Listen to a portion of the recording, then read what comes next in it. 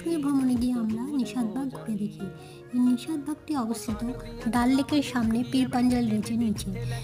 নূরজাহানের ভাই আসিফ খান এই বাগান নির্মাণ করেন। এখানে শোনা যায় রাজকুমারী জোহরা বেগমের সমাহিত করা আছে দেহ। নিষাদ কথার অর্থ আনন্দের বাগান। ভীষণ সুন্দর পার্সিয়ান রীতিতে গঠিত হয়েছে এই বাগান।